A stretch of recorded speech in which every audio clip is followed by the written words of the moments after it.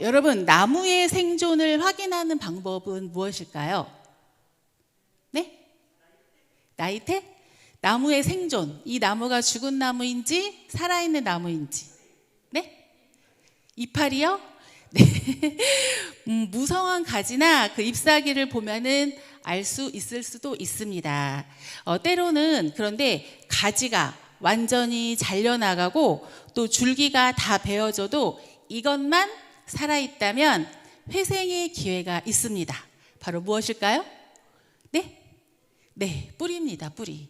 저희 주차장 저기 앞에도 아주 멋진 라일락 나무가 있었는데 어떤 집사님께서 그거 그냥 가지를 왕창 쳐버려가지고 나무가 완전히 죽은 줄 알았거든요. 그랬는데 네, 그 뿌리가 살아있었기에 가서 보시면 아시겠지만 가지와 줄기와 새싹이 많이 돋아난 것을 봤을 때 아, 저 라일락 나무는 살아있구나 라는 것을 알 수가 있습니다.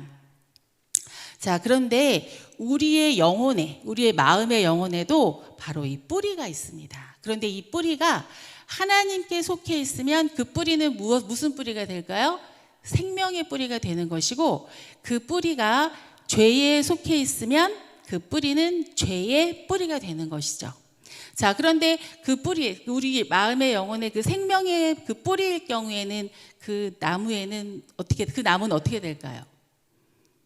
우리 영혼의 마음의 뿌리가 하나님께 속해 있는 생명의 뿌리라면 그 우리 마음의 나무는 어떤 나무가 될까요? 네. 시절을 따라 네, 열매를 맺는 가지가 풍성한 나무가 되겠죠. 그런데 우리 마음의 영혼의 그 뿌리가 죄에 속한 죄의 뿌리일 경우에는 그 나무는 어떤 나무가 될까요? 부패하고 썩어버리는 그런 나무가 될 것입니다.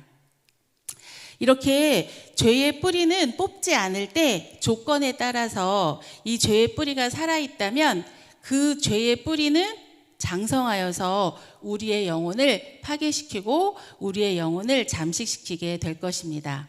그래서 오늘 우리는 한 인물의 이러한 영적인 부패와 변질을 통해서 그 실패의 근원인 뿌리를 파헤쳐 보려는 시간을 가지려고 합니다.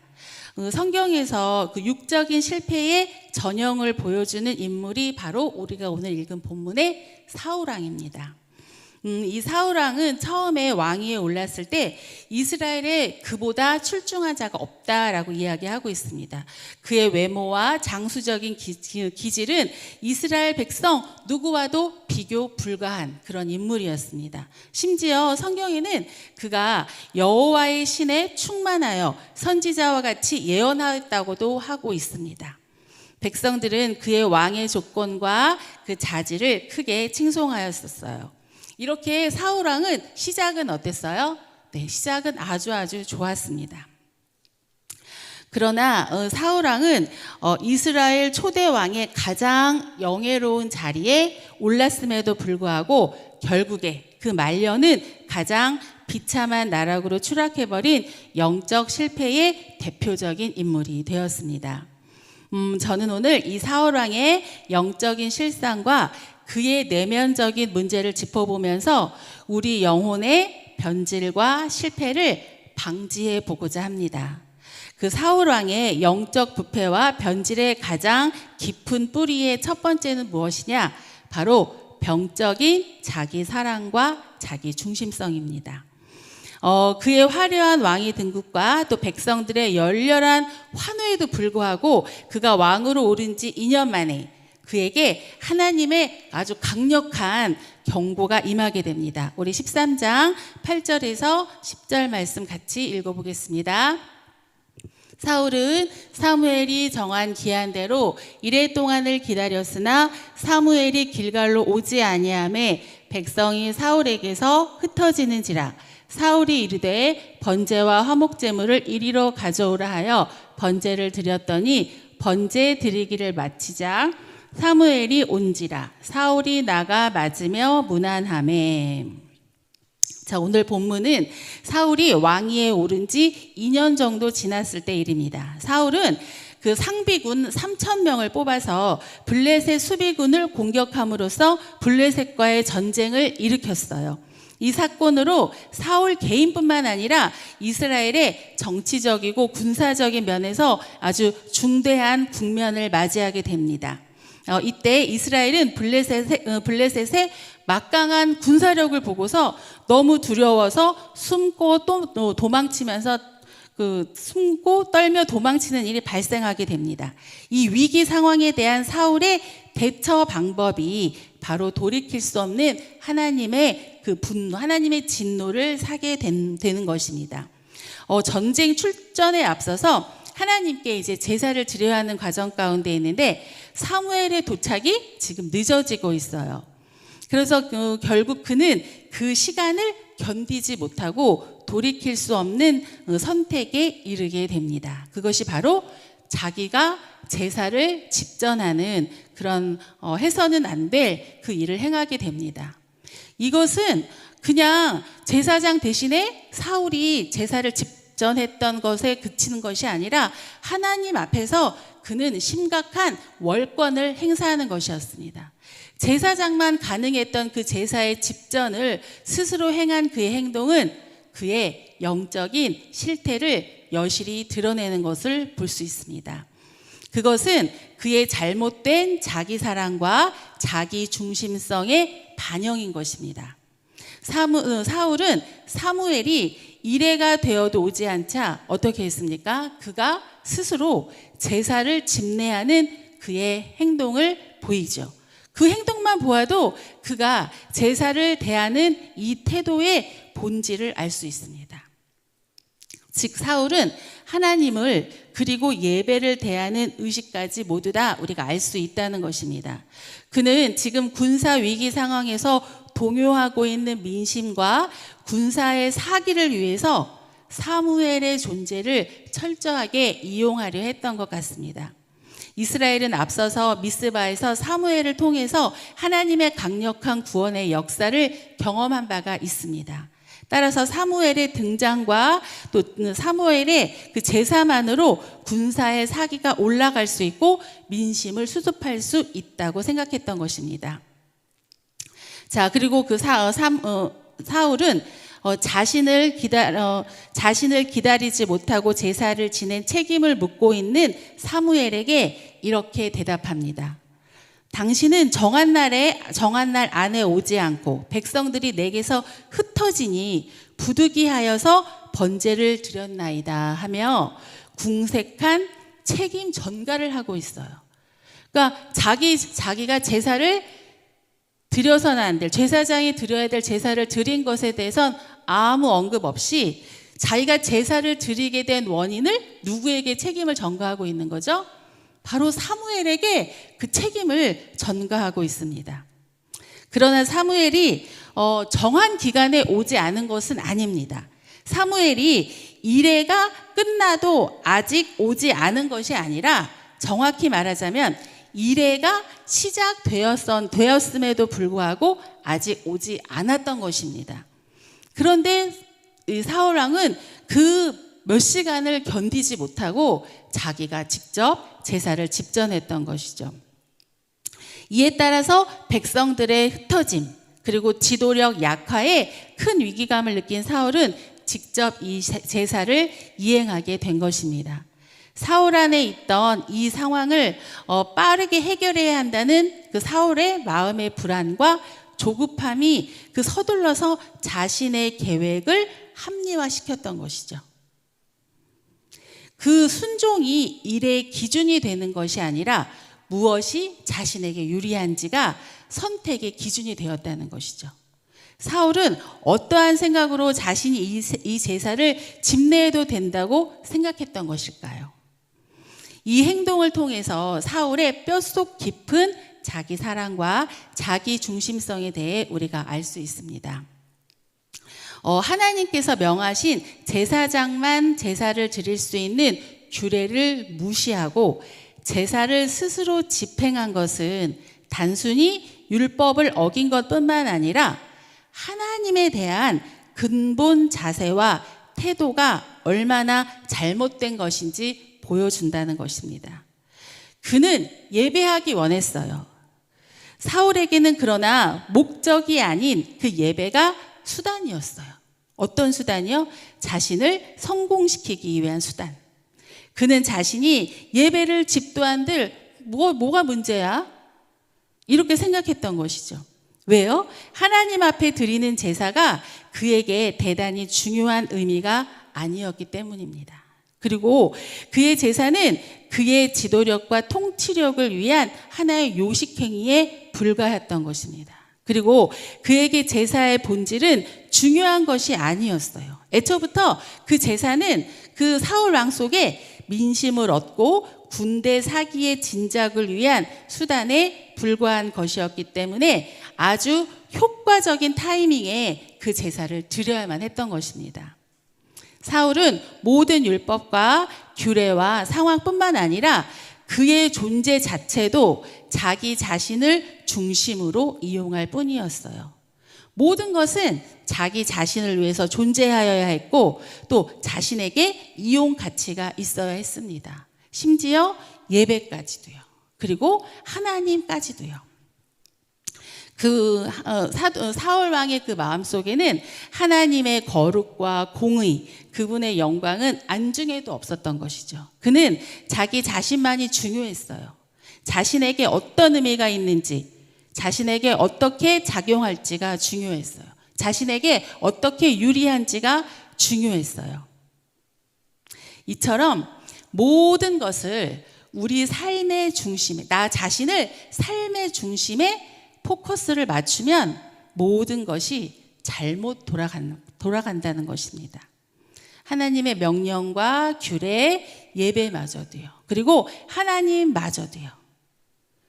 주님의 명령과 또 그 말씀은 그냥 그저 번거롭고 불편한 조건일 뿐인 것이죠. 자신에게 불리하고 자신의 방식에 맞지 않고 자신의 계획에 어긋나고 자신의 타이밍에 적합하지 않으면 모든 것은 변경될 수 있고 모든 것은 폐기될 수 있다는 것입니다. 내 계획대로 돼야 되고 내 생각과 내 방식대로 일이 진행되지 않으면 내 생각과 방식대로 반드시 해결해야 되는 것이 바로 우리의 근본적인 불신앙의 모습인 것이죠.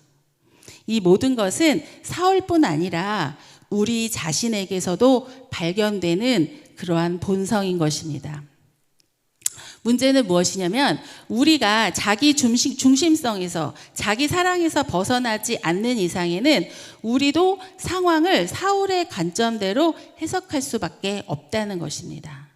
그리고 또한 우리는 아마도 자기 자신의 문제의식에 대해 느끼지 못할 것입니다. 즉 아까 사울 왕이 그 자기의 문제의식을 느끼지 못하고 모든 책임을 어디로 떠넘기죠? 사무엘에게 떠넘기잖아요. 이런 모습 우리의 모습 속에서도 볼 수 있죠. 나는 돌아보지 못하고 모든 잘못된 거 모든 그 원인을 어디에게 돌려요? 다른 사람에게 전가시키는 거죠. 우리 아이들 길러보면 아시잖아요. 아이들 어렸을 때 어떡하죠? 모든 잘못은 자기가 잘못한 건 다 누구 때문이에요? 엄마 때문이고 동생 때문이고 형아 때문인 거예요. 우리의 모습 속에도 이렇게 내 자신의 문제의식을 느끼지 못하면서 끊임없이 자신을 합리화하는 사람들의 대표적인 특징이 바로 무엇이냐? 자기 애와 자기 중심성을 가진 사람들이라는 것입니다. 자, 군사들은 흩어지고 사무엘은 약속한 그 날까지 오지 않고 블레셋은 가까이 주둔해 있고 자신의 정치적 입지와 지도력은 시험대에 올라와 있고 이 위기 상황을 빠르게 해결하지 않으면 금세 손쓸 수 없는 상태에 이를 테고 자, 이 모든 상황과 무게의 압력을 오롯이 사울왕 혼자 감당하고 있어요. 만약에 이런 사울과 같은 상황이 나의 현실에 이입된다면 어떻게 하시겠어요? 어떻게 하시겠어요? 기다리시겠어요? 사무엘 선지자 기다리시겠어요? 네, 각자 마음에 대답하시기 바랍니다. 예배는 누구를 위해서 존재하는 것일까요? 예배는 누구를 위해서 존재하는 걸까요? 네? 예배의 중심은 내가 아닙니다. 예배의 중심은 바로 하나님이라는 것입니다. 어느 때부터인가 우리의 예배 중심에 하나님이 아닌 내가 자리 잡고 있다는 거.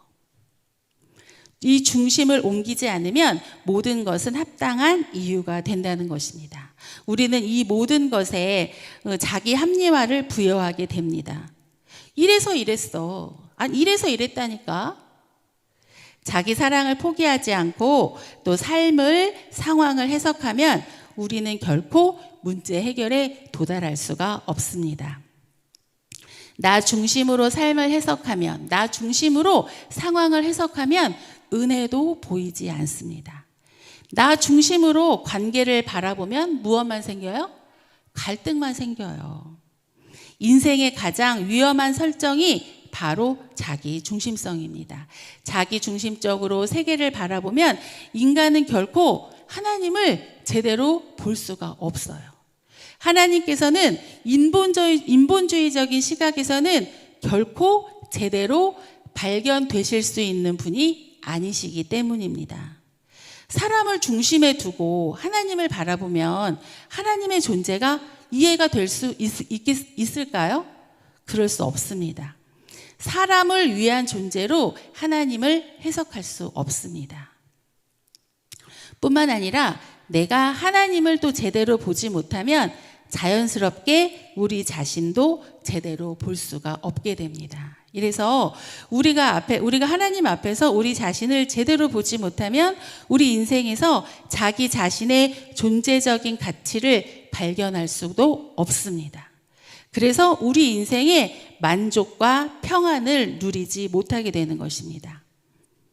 우리는 이제 자기 사랑을 내려놓아야 합니다. 그리고 나의 자기 중심성 또한 내려놓아야 합니다.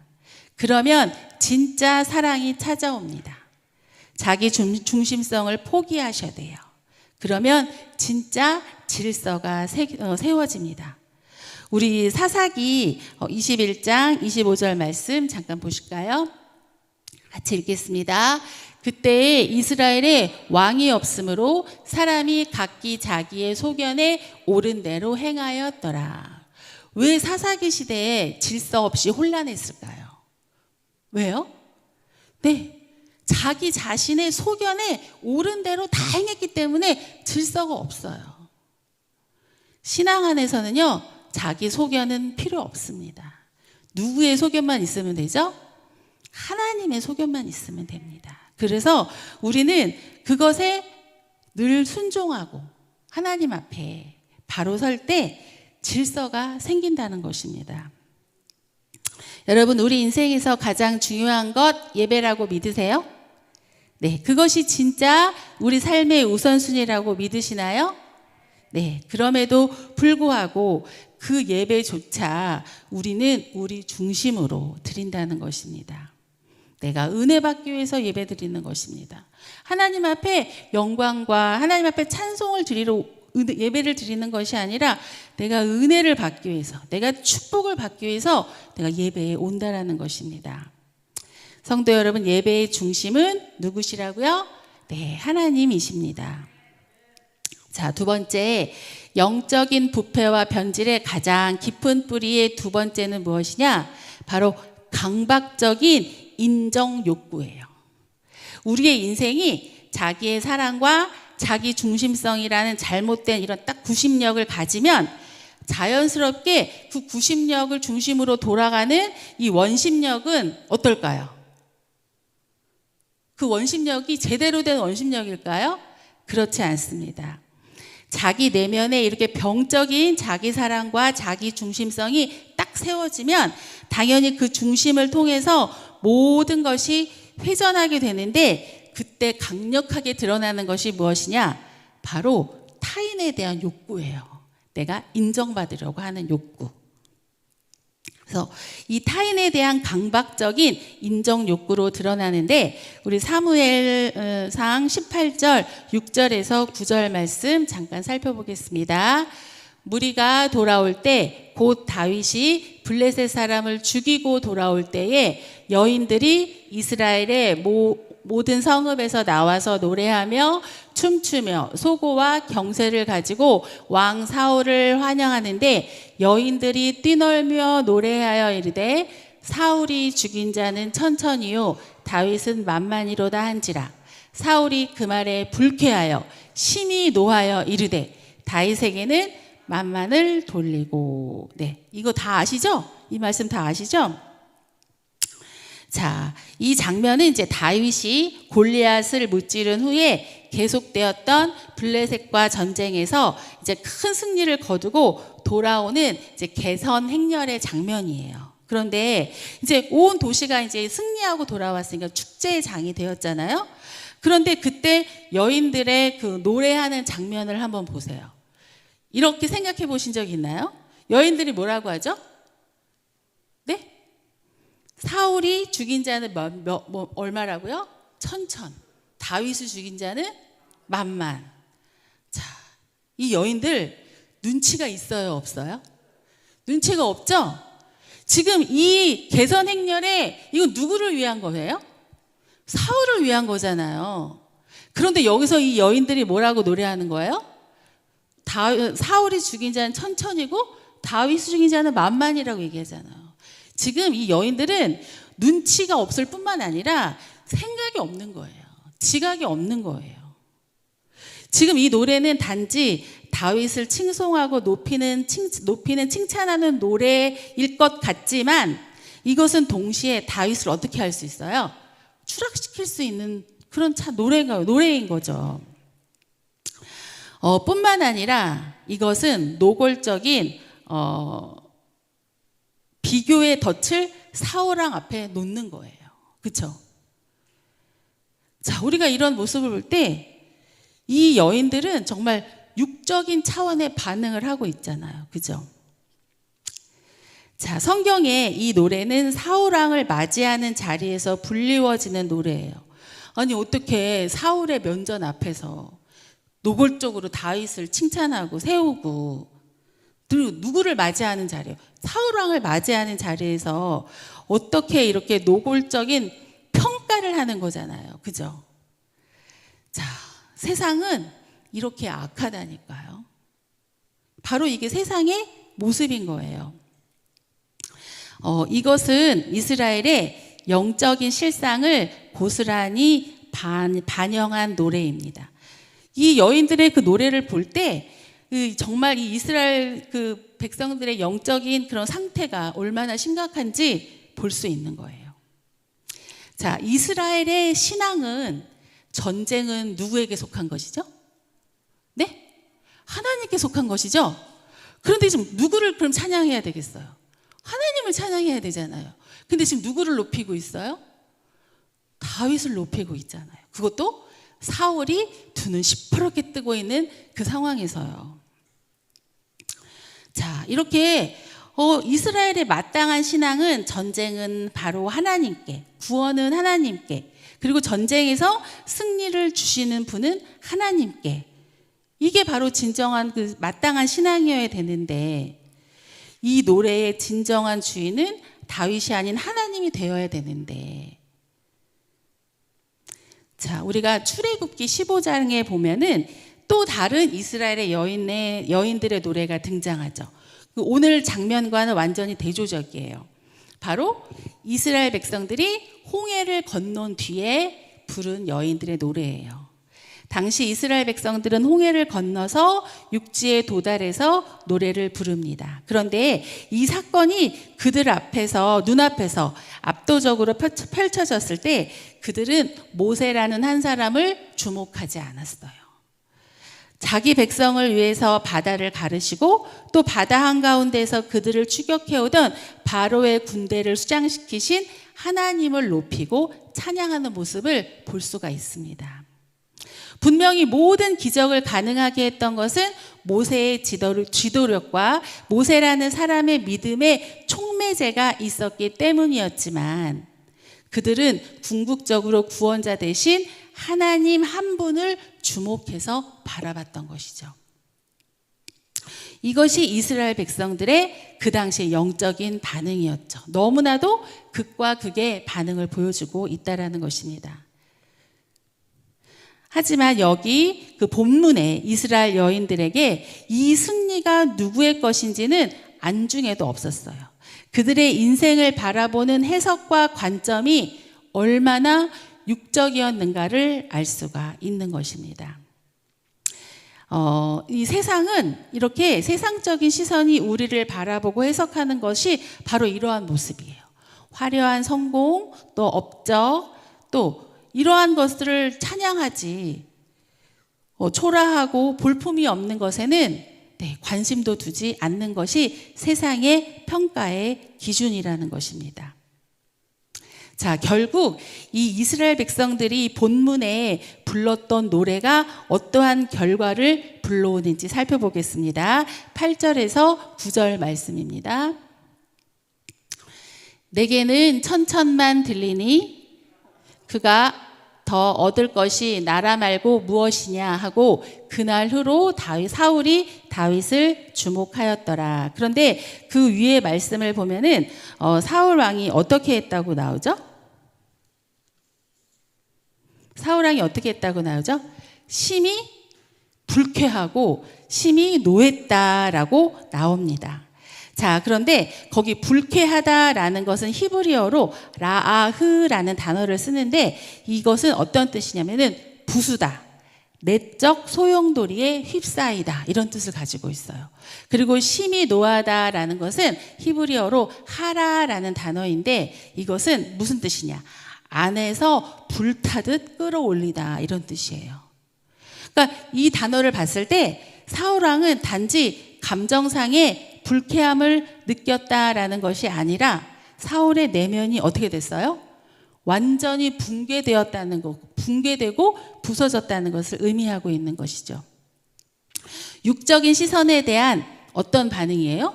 육적인 반응을 하고 있는 것이죠.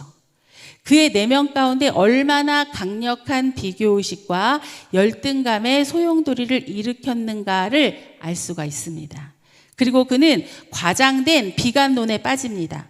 다윗이 이 나라 말고 얻을 게 무엇이냐 이렇게 말하고 있죠.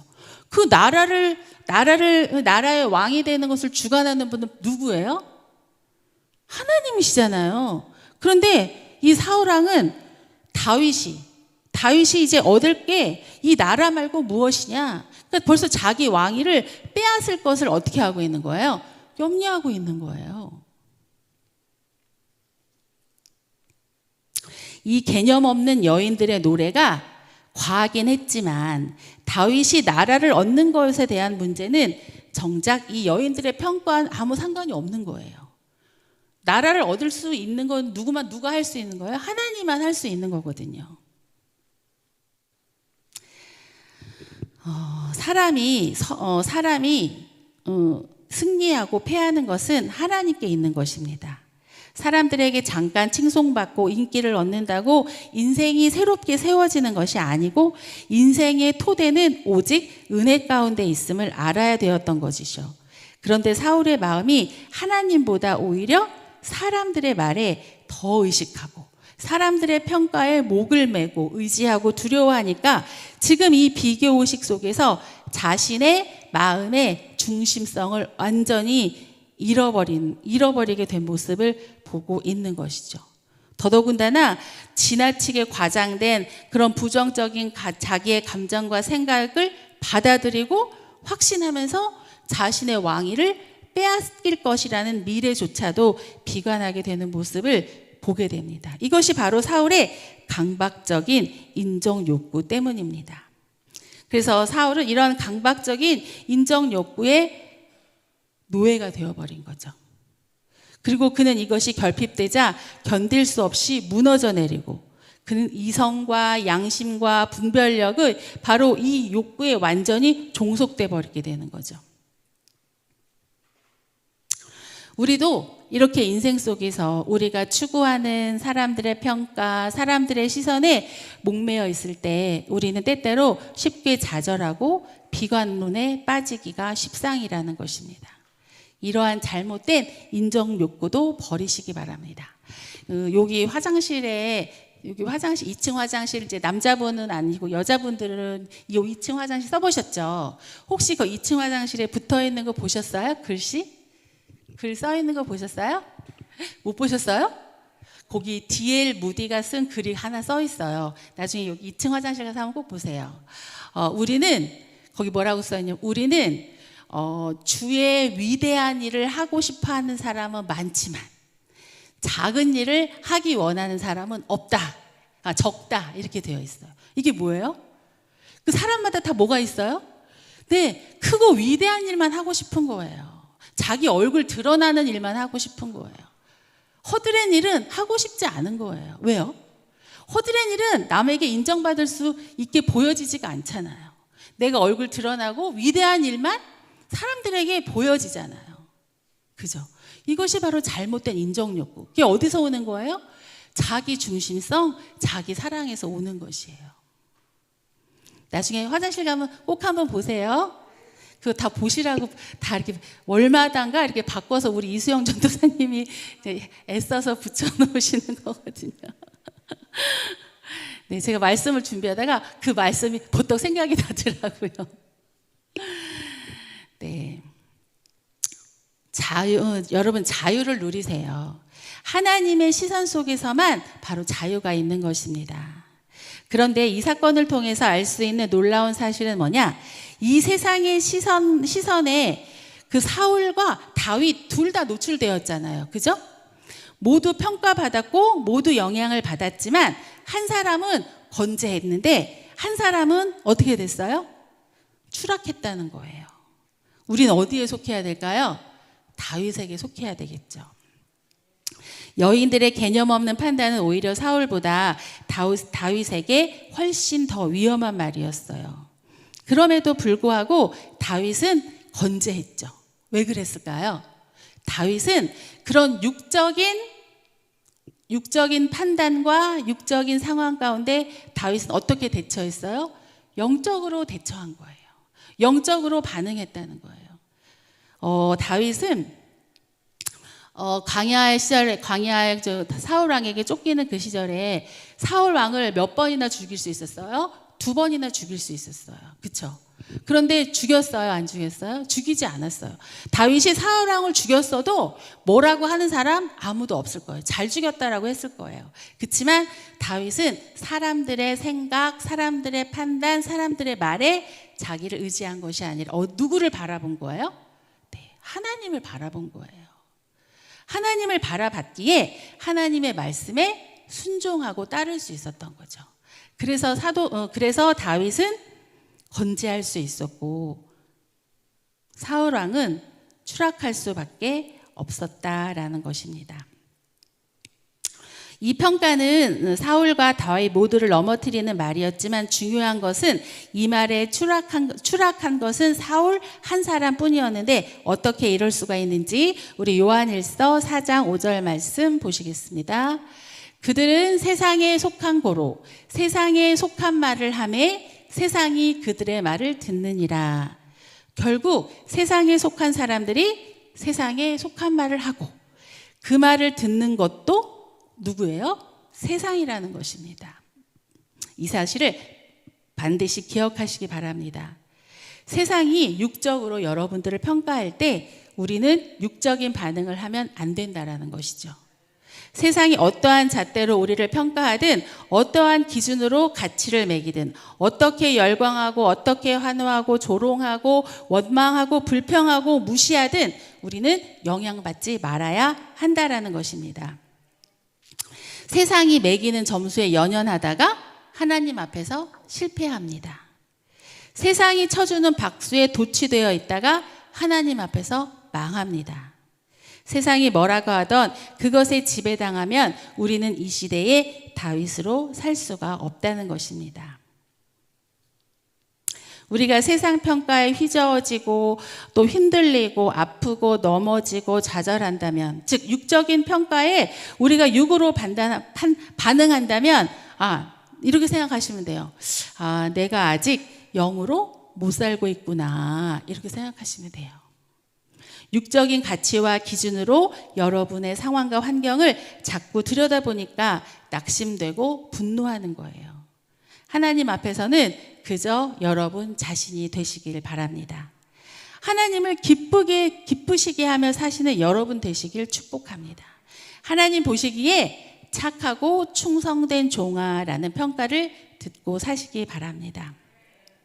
하나님의 시선 속에서 하나님이 쳐주시는 박수 소리를 들으며 사시는 믿음과 순종의 사람들 되시길 축복합니다. 네. 자, 마지막 세 번째입니다. 제가 시간이 너무 오래 가서 세 번째는 짧게 하고 끝내겠습니다. 세 번째는 바로 잘못된 자기 증명이에요. 자, 지금 여태까지 한 그 강박적인 인종 욕구도 그렇고 잘못된 자기 증명도 그렇고 다 어디서 온 거예요? 자기를 사랑하고 자기 중심성에서 온 것이죠.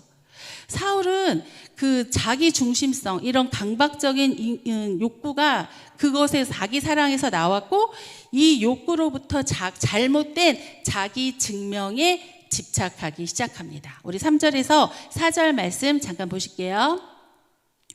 요나단이 게바에 있는 블레셋 사람의 수비대를 치매 블레셋 사람이 이를 들은지라 사울이 온 땅에 나팔을 불어 이르되 히브리 사람들은 들으라 하니 온 이스라엘이 사울의 블레셋 사람들의 수비대를 친 것과 이스라엘이 블레셋 사람들의 미움을 받게 되었도다 함을 듣고 그 백성이 길갈로 모여 사울을 따르니라. 아멘. 그 전까지 그러니까 사울은 먼저 블레셋을 공격한 적이 없었어요. 그런데 이 본문 말씀에 사울은 그들의 숙적 블레셋을 치기 위해서 전쟁 선언을 하고 그리고 이스라엘이 선제 공격을 합니다. 이 사울왕은요, 이 사울왕이 어떻게 이스라엘 백성들이 사울왕을 왕으로 뽑았을까요? 왜 이스라엘은 어떠한 임금을 원했죠? 군사적으로 자기들을 전쟁에서 승리로 이끌어줄 그 왕을 선택했어요. 그렇기 때문에 사울왕은 자기를 증명할 수 있는 방법이 무엇이라고 생각했어요? 전쟁이라고 생각한 거예요. 그래서 그 뒤에 지금 이제 시간이 없어서 다 보지 못하지만 그 뒤에 본문 말씀에 보면 사울왕은요, 자기가 통치하는 40여 년을 계속 전쟁만 했어요. 자, 그런데 그 전쟁을 통해서 다 승리했어요. 자, 그럼 승리했으면 다 할까요? 전쟁을 하는 동안 얼마나 많은 사람들이 피를 흘렸으며 얼마나 많은 사람들, 많은 것에 손실을 입었겠어요. 그죠? 우리 주위에도 이런 사람들 너무 많이 보잖아요. 자기 자신을 증명하기 위해서 자기 주위 사람들에게 너무나도 많은 상처를 준다는 거예요. 너무 많은 아픔을 준다는 거예요. 이게 다 어디서 나오는 거예요? 내 중심성. 네, 나를 사랑한 자기 사랑에서 다 나오는 것이거든요. 그렇기 때문에 우리는 이 자기 중심성을 당장 버려버려야 한다는 것입니다. 여러분, 하나님의 임재와 회복을 위해서 가장 먼저 해야 될 것이 뭔지 아세요? 바로 자기의 깨어짐이에요. 내가 깨어질 때 그 속에서 생수의 강이 흘러나오게 되는 거예요. 그래서 내 영이 더욱더 새로워지고 내가 주님 앞에서 기쁘시게 받으시는 그런 새로운 그 귀한 영으로 변화될 수 있는 거거든요. 오늘 이 뒷부분은 너무 시간이 없어서 자세히 살펴보지 못했지만 어찌됐든 자기를 사랑하고 자기 중심성에 있는 사람들은 그것으로 인해서 자기도 파멸에 이르지만 주위에 너무나도 많은 사람들을 힘들고 아프고 괴롭게 한다는 것이에요. 그렇기 때문에 우리 믿음의 사람들은 무엇보다 나를 사랑하는 자기 애와 자기의 중심성을 벗어버려야 한다는 것입니다. 그럴 때 내 주위에 질서가 바로 세워지고 그럴 때 그곳에 하나님의 임재와 회복의 역사가 나타나게 되는 것입니다. 네, 그래서 오늘 이 말씀을 통해서 우리는 사울의 영이 아닌 누구의 영이요? 네, 다윗의 영을 우리가 받아야 됩니다. 그래서 우리 가재울 성천교회 모든 성도님들은 사울의 영이 아닌 다윗의 영을 통해서 늘 내 자신을 주님 앞에서 깨트리는 삶을 통해서 내 삶으로부터 생수가 흘러나와 많은 사람들을 괴롭고 힘들고 아프게 하는 것이 아니라 많은 사람들을 어떻게 해요? 네, 회복시키고 치유하고 일으키는 그런 하나님의 귀한 성도님 되시기를 주님의 이름으로 축복합니다. 네, 기도하겠습니다.